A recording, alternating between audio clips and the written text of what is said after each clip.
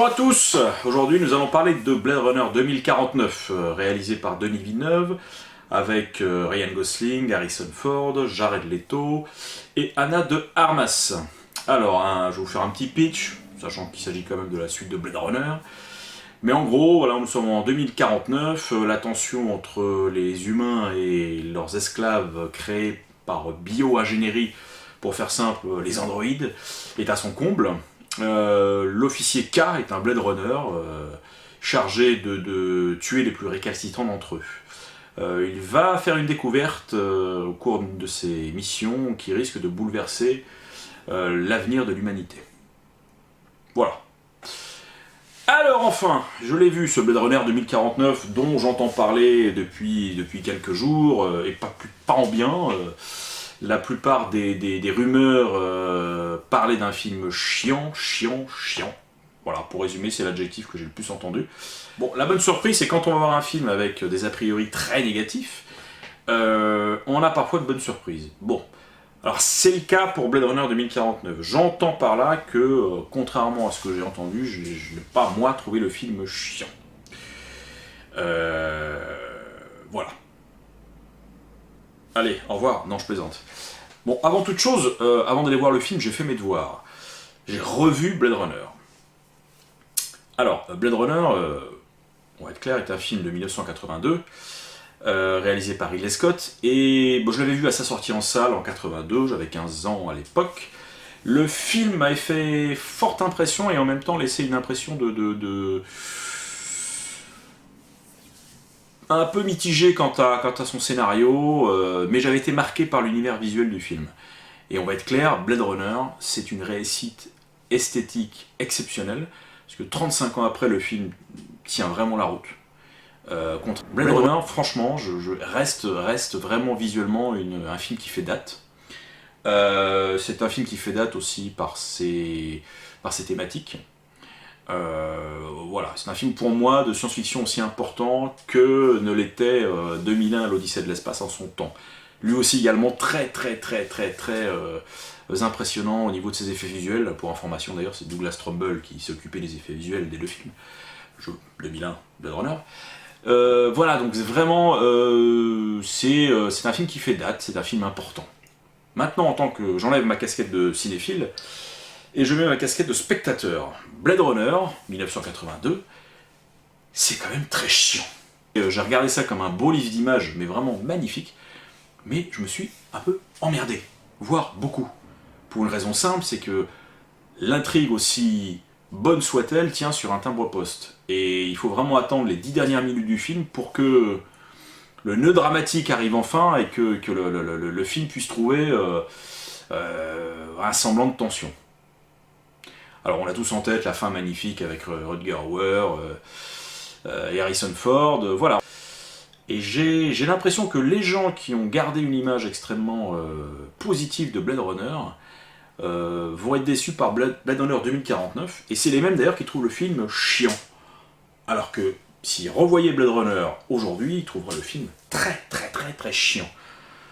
Voilà, ça c'est un petit aparté pour vous dire que finalement quand vous vous attendez à vous faire chier devant un film qui fait près de 3 heures, parfois vous êtes agréablement surpris. Alors le film, on va être clair, le film est long, le film est long, mais n'est pas ennuyeux, parce que voilà, il est lent par son tempo, par la longueur de ses séquences.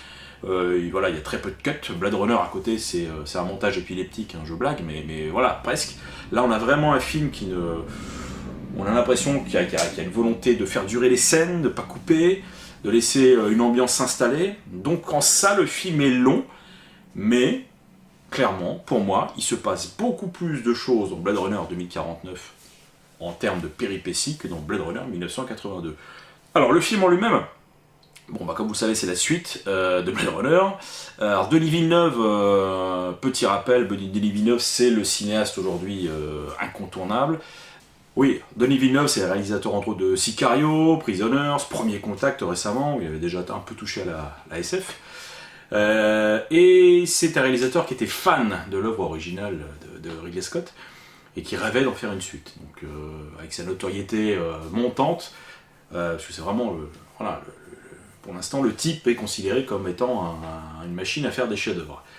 C'est peut-être un peu exagéré, mais je reconnais qu'il a un style bien à lui, que j'aime beaucoup, et qui est fait de sérieux et d'austérité. Hein. C'est-à-dire qu'il n'y a pas un gramme d'humour déplacé, même d'humour tout court, je crois, dans ses films. Ça peut paraître plombant, mais je trouve que ça permet l'immersion du spectateur. Quand il recrée un univers, il fait ça vraiment sérieusement. C'est d'autant plus fort pour un film comme Sicario, qui était vraiment dénué d'humour, parce qu'on traitait d'un sujet mais totalement glauque, et je trouve que du coup, ça implique d'autant plus le spectateur. Voilà.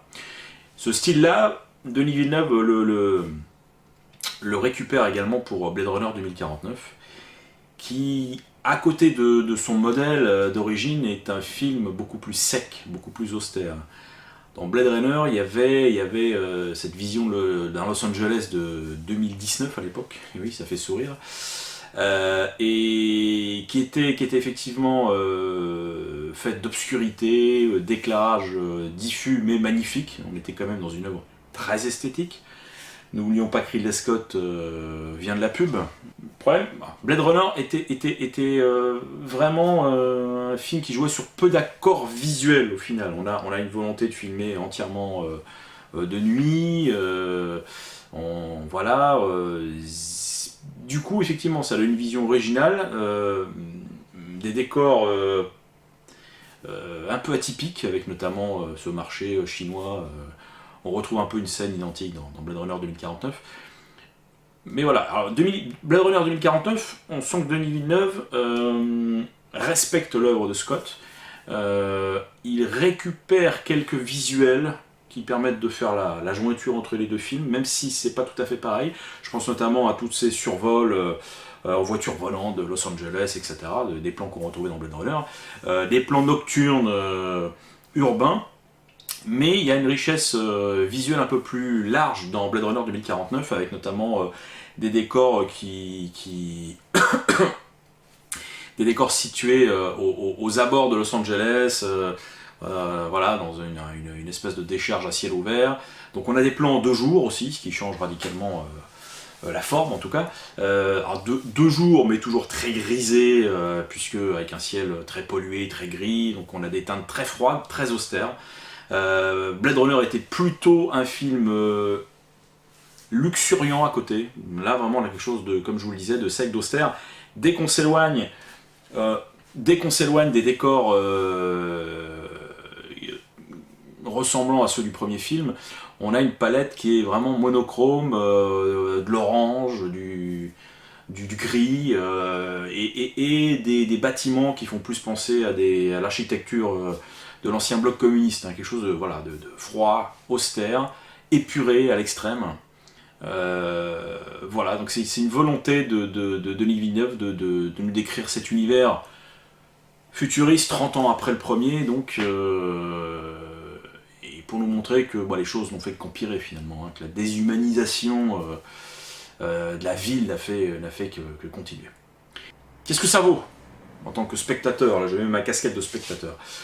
Comme je vous le disais, je ne me suis pas ennuyé, j'ai trouvé quand même le temps long, mais c'est une volonté du réalisateur. Comme je vous le disais, je trouve que même si l'intrigue, c'est le principal défaut du film, n'est pas fait un peu capillotractée, elle a le mérite de vouloir nous faire arriver, tenir jusqu'à la fin. On a plein d'idées intéressantes dans le film qui sont disséminées, mais de façon assez humble, hein, ici et là. On nous les fait passer comme quelque chose du quotidien. Je pense notamment à cet être virtuel qui essaye un petit peu de pallier à la solitude du personnage joué par Ryan Gosling, donc K, le fameux K. Alors, je vous fais un spoil, hein, direct, un mini spoil, parce que vous savez, au bout de 3 minutes, Ryan Gosling est un androïde. Hein, voilà, donc c'est quelque chose que le film balance dès les premières secondes, donc autant vous le dire. Donc du coup, voilà, c'est un androïde, mais intégré, qui fait partie de la police, qui effectue des basses besognes pour elle, et donc dans son quotidien minable, dans un immeuble pourri, pour pallier à sa solitude, il a cette espèce d'être virtuel, qui est interprétée par la très jolie Anna de Armas, et avec qui elle entretient des relations intéressantes avec Ryan Gosling, puisque presque humaines en fait. Ils ont vraiment un vrai rapport de couple, et il y a une scène très touchante et très intéressante où son programme lui permet de se synchroniser avec un être de chair, en l'occurrence une prostituée androïde, voilà, ramassée dans la rue, et elle se synchronise avec la personne, voilà, donc elle se superpose littéralement, puisqu'elle est une sorte d'hologramme, et ça donne lieu à une scène vraiment intrigante, originale et assez touchante. Voilà, on a comme ça quelques idées fugaces qui rendent le film plutôt intéressant. Des personnages de méchants, notamment une méchante qui est jouée par l'actrice hollandaise Sylvia Hawke, je crois, peut-être plus intéressante que le vrai méchant de l'histoire, Jared Leto, qui fait du Jared Leto, voilà, donc dans un rôle pas forcément évident à défendre pour un acteur, mais bon, voilà. Le défaut du film, c'est peut-être de chercher à vraiment coller au film d'origine par son intrigue. On a vraiment, c'est pas une suite directe puisqu'elle se déroule 30 ans après, mais une suite qui reprend des personnages et des situations du premier. Voilà, sans vous faire le détail. Bon, vous avez vu que Harrison Ford sur l'affiche, donc vous avez compris qu'on fait, on fait bien la jointure entre les deux films. Je comprends parfaitement qu'on puisse s'emmerder à ce film, hein, réellement, j'ai assez de recul pour ça. Je me suis pas emmerdé, j'ai trouvé parfois un peu le temps long. Mais il y a certaines séquences intéressantes, il y a des beaux décors, même s'ils sont tristes à pleurer. Voilà, c'est une volonté de faire un film triste, austère. Ça, même dans l'émotion, par rapport à Blade Runner, là vraiment Denis Villeneuve est quelqu'un qui cherche vraiment pas à tirer les larmes. Même dans l'émotion, il reste très en retrait, ce qui est plutôt une bonne chose du coup. Je suis plutôt agréablement surpris par rapport à ce que j'avais entendu du film. Maintenant, la vraie question, est-ce que je le reverrai avec plaisir en Blu-ray chez moi dès qu'il sortira? Non. Je pense que tout comme Blade Runner, c'est un film qui aura besoin de 10 à 15 ans pour être considéré, et certainement revu à la hausse, parce que pour l'instant, globalement, la critique est pas tendre, aux États-Unis en tout cas. Le film se prend un gadin, malgré ses 150 millions de budget. Voilà, il n'a pas réussi à rentrer dans la cour des gros blockbusters de la saison.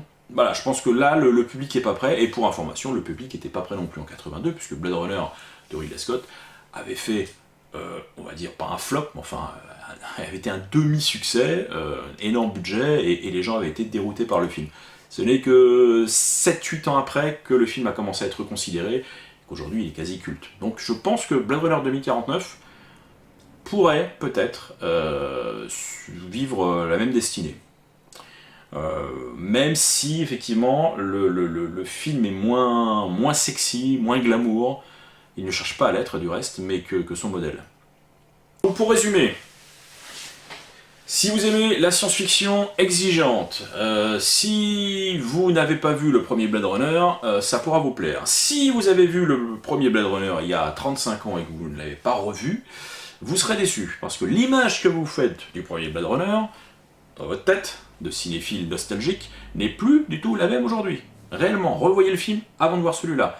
C'est une bonne chose, ça peut vous remettre un peu le contexte, mais surtout, ça vous remettra les pendules à l'heure quand à la qualité de spectacle du film. Le film n'est pas, comme je vous le disais, un blockbuster fun à regarder, loin de là. Même, je vous le disais, un peu chiant. Bon. Si vous considérez tout ça, vous prendre du plaisir. C'est un mot qui est un peu, que j'aurais du mal à coller à ce film quand même. Il est intéressant, il est prenant, il est parfois surprenant, un peu lent, j'insiste, hein, vraiment, par son rythme et la longueur de ses séquences, mais il se passe des choses et on arrive à être captivé par l'intrigue. Donc voilà. Là tout de suite, je suis un peu... je suis plutôt sur une attitude positive liée au mal que j'en ai entendu, et quelque part j'ai envie de contrebalancer tout ça. Vous dire que c'est un chef-d'œuvre qu'il faut y courir, certainement pas. Mais voilà. Vous jugerez par vous-même. Bon bah voilà, c'est tout ce que j'ai à vous dire sur Blade Runner 2049. J'espère que je vous aurai aidé à faire un choix si vous hésitez à aller voir le film, mais en tout cas, bah écoutez, tentez le coup. Tentez le coup, et puis surtout n'hésitez pas à me faire vos petits commentaires. Merci à vous, à bientôt. Ciao.